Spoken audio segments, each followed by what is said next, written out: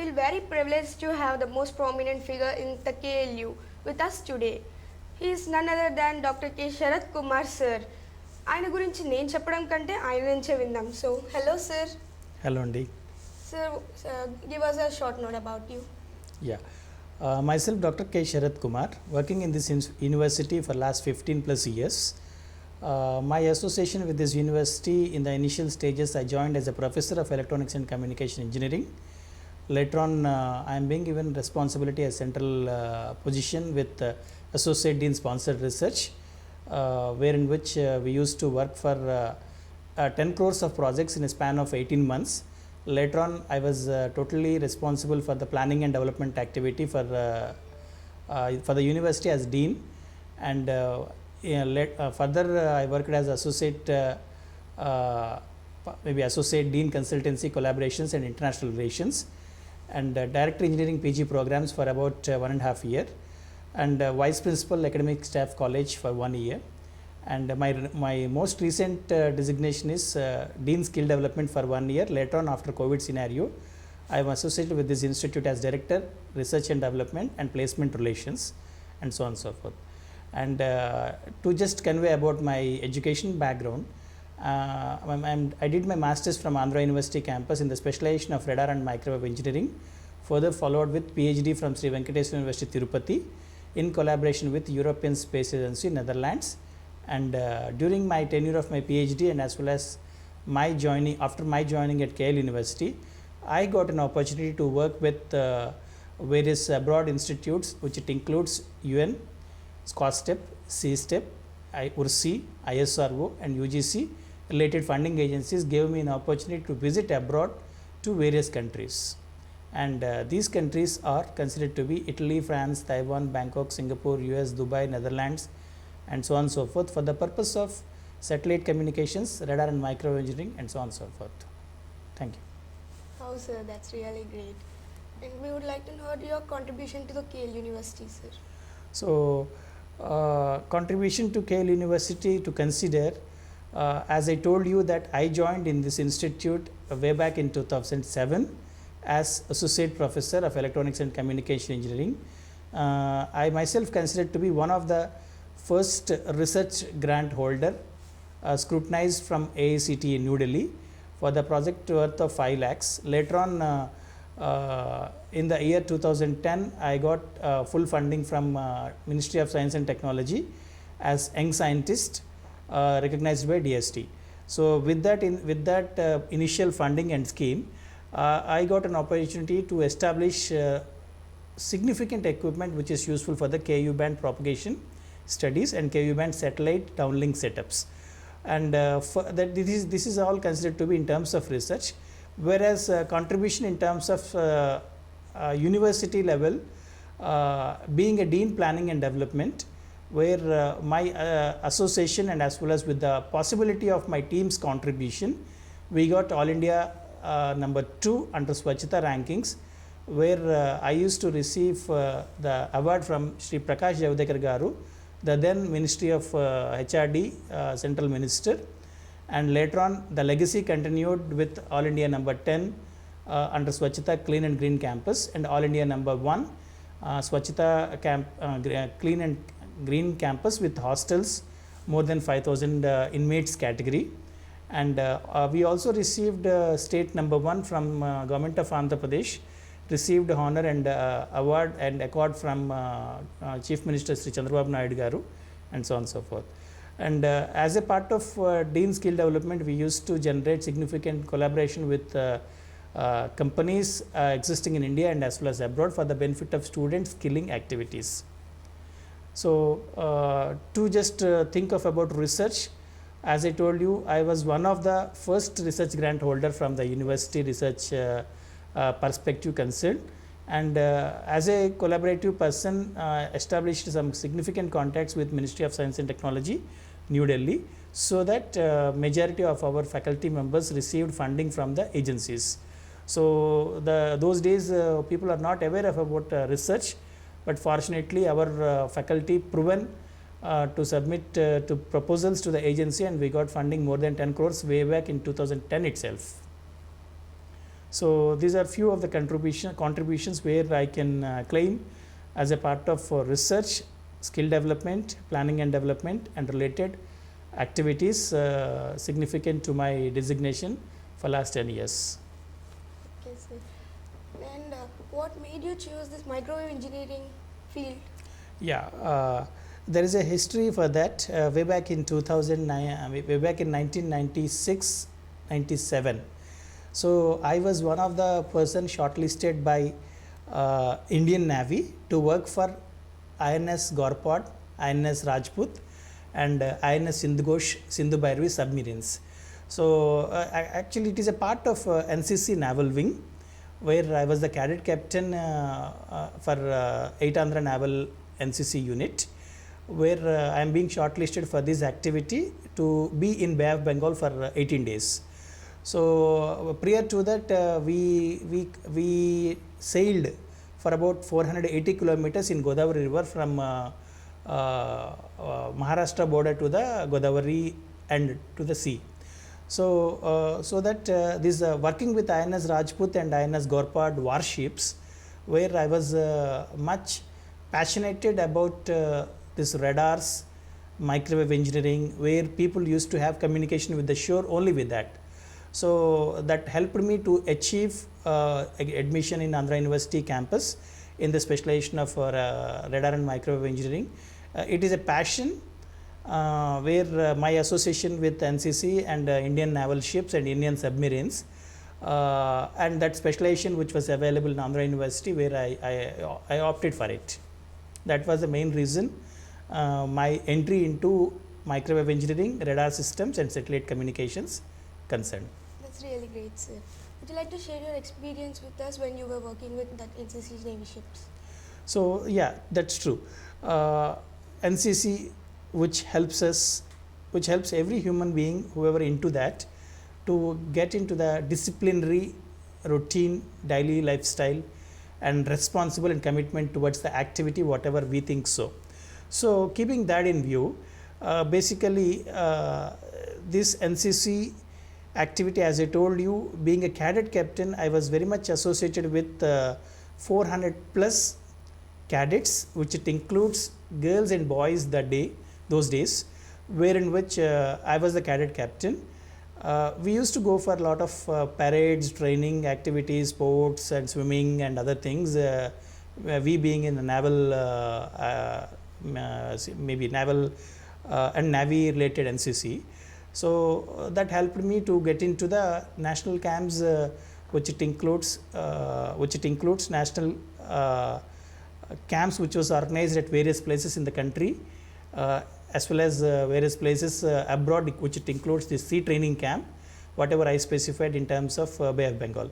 So as I remember, even though my first flight, whatever that was happened as a personal one in 1988, whereas my first chopper is happened in 1995, where we were asked to wear the all rescue requirements, and particularly the expiring shells or bombs, whatever they are there from the naval wing, they used to do the exercise in the sea. So therefore they do the exercise, and the shells, whatever those are left over, has to be collected from the sea. So people like us, whoever went for that particular training, we are 3 in number those days. So we were asked to go through the maybe in identifying the shells in the Bay of Bengal Sea.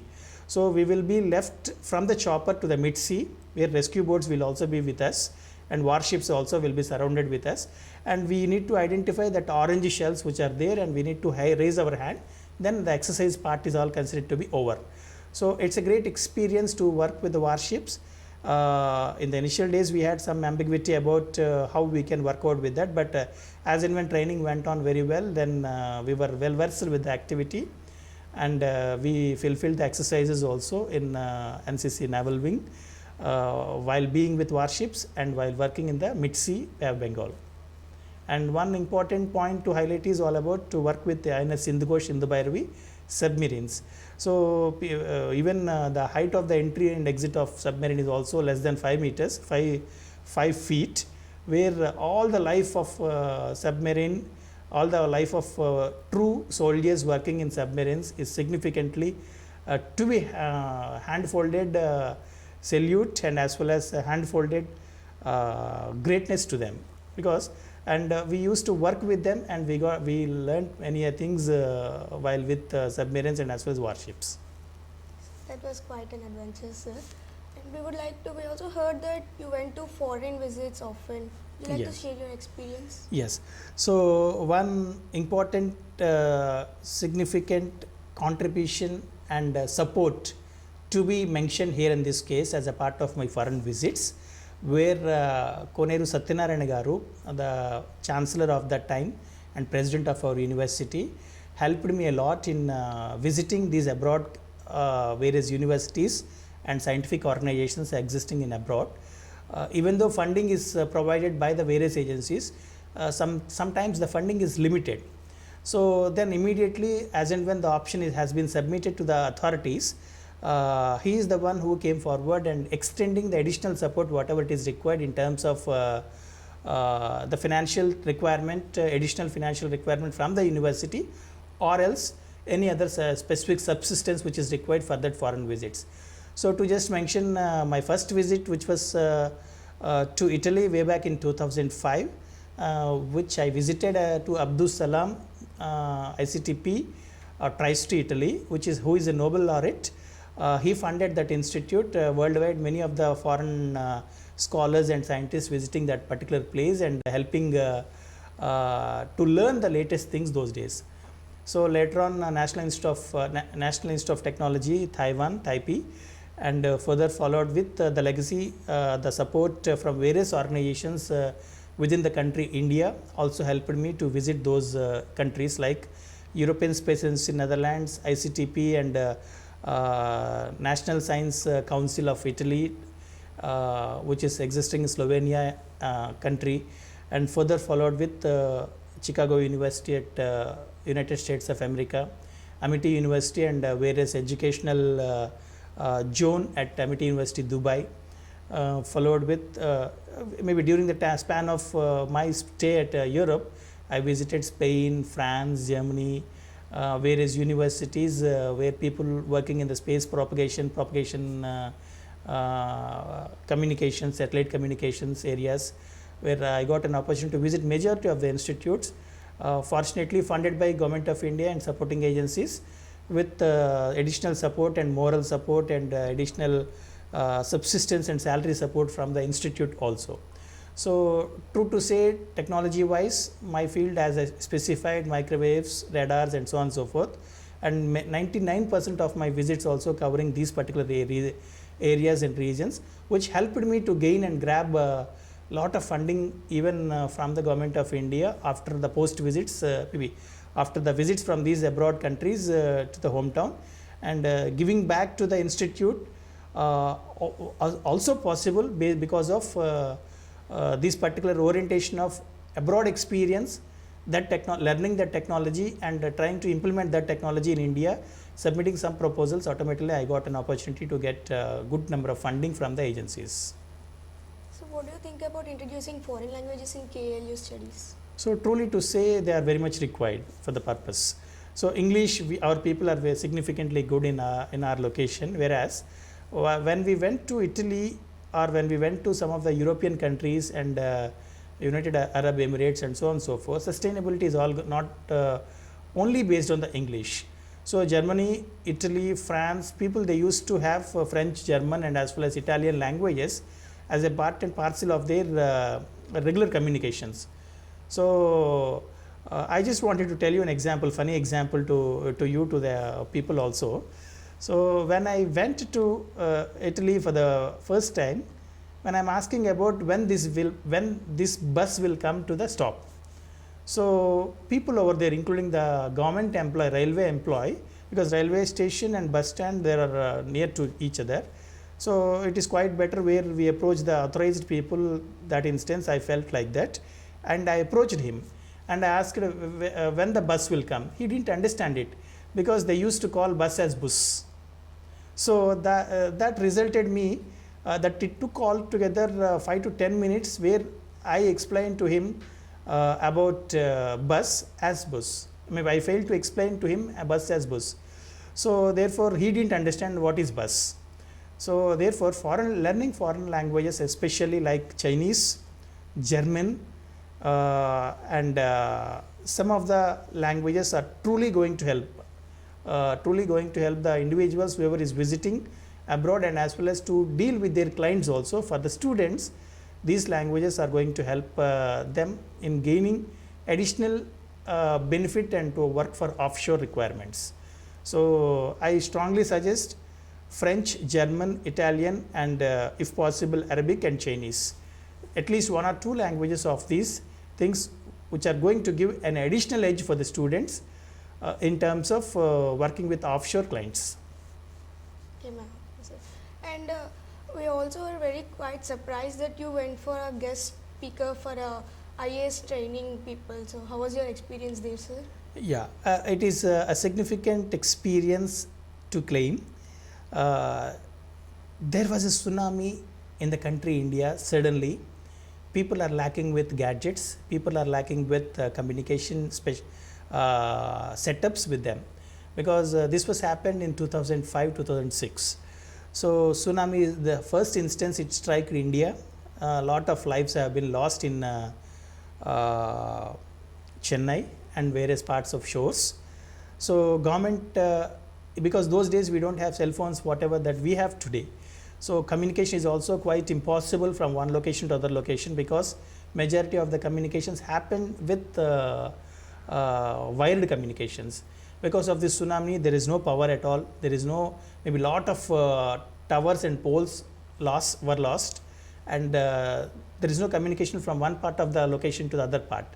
So then the quick and immediate possibility that what we have is all about establishing quick communication with other location with the simple antenna setup using ham radio license. I am fortunate to have the license with me, VU3 Delta Alpha Charlie. VU3 DAC is my call sign, which is given by Ministry of Telecommunications, Government of India, under Department of Telecommunications, where I was qualified this exam in 2001, and I was one of the highest qualified in education with holding this license. So that helped me to identify me as a resource person by Government of India to work with Lal Bahadur Shastri National Academy of Administration, where all UPSC cleared people, they used to go for training for 1 year, theory and as well as examination again after UPSC clearance, and 1 year for field visits. So all IAS and allied services officers, IAS, IFS and some part of IPS and other UPSC designated service people, they stay there in Mussoorie for 1 year full time, and as a part of their curriculum this ham radio training is also included there. So directly the orders came from Government of India to Government of Andhra Pradesh AP Secretariat to Honorable Vice Chancellor Sri Venkateswara University Tirupati, and on immediate basis I am being relieved and asked to go to Mussoorie, that was in Himalayas for 6 months, where I was associated with IAS and allied services officers to be a part of extending the possibility of quick establishment of communications from one location to other location to serve the humanity and community. So that IAS and allied services officers are considered to be district level supreme authorities. If they train themselves in this activity, then the percolation can be happening for the next level officers. So that was the objective by Government of India that instance, and I was one of the trainee, stayed for 6 months and helped 2005 batch of IAS officers. Later on also in various instances and occasions I am being invited by them and spend my short time there for training activities. Yeah, that was a good experience, sir. Yes. Do you want to give any message to students from KLU?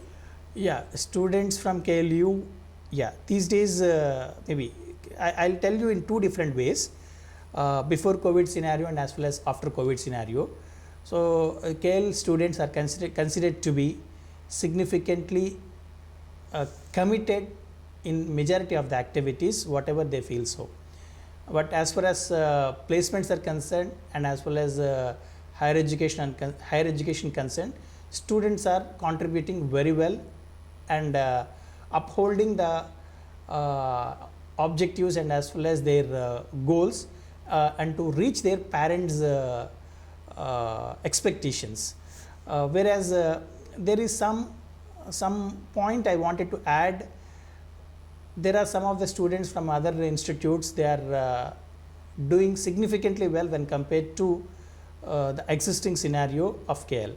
So why don't we become, because we have all capacity with us as far as the institute is concerned, and students are very well committed in all aspects.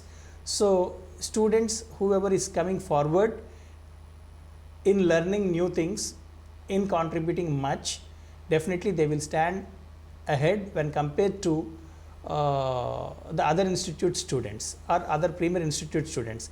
So that post scenario of COVID, where definitely we need to identify as a unique people, a unique student, so that the situations which are going to come to you are significantly positive in nature.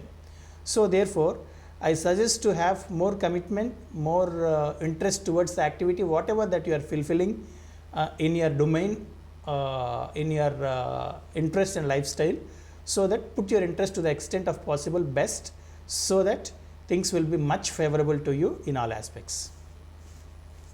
And what is your experience as a teacher in KLU? As a teacher in KLU, it's a significant support which was extended by the administration to learn many things. So I worked as a contract engineer in ISRO for some time. Later on I joined in teaching. After joining in this institute, many things I learnt, because KL College of Engineering, KL University is considered to be highly significant and number one in the state of Andhra Pradesh that time. It's a proud opportunity and scope where I can work with this institute as a part of my role and responsibility. When compared to rest of the faculty existing and working elsewhere, I used to learn the things, because the institute is coming forward with new policies, new ideas, and where I got an opportunity to learn them very quickly, prayer in hand. Similarly, working with students of KL University way back in 2005, 6, 7 onwards, so that students are also very coming forward in nature, maybe very commitment, holding very high commitment in them, so that many things they will also contribute as per the inputs whatever been extended by the faculty. So that helped me to work with the new projects and to gain some of the funds from the agencies, Government of India, and subsequently the latest teaching delivery methods, uses of latest teaching gadgets, all of them were learnt being at KL University. So delivery of the things, whatever they are there as per curriculum, is different one, and learning a new thing, working for the new policy, working and implementing that new policy is a significant thing. What I learned from the institute based on my continuous experience and continuous learning, myself being a teacher working in this care. Thank you very much, sir. It was a pleasure to meet you here. Thank you for coming for this interview. And Thank you signing off. for that.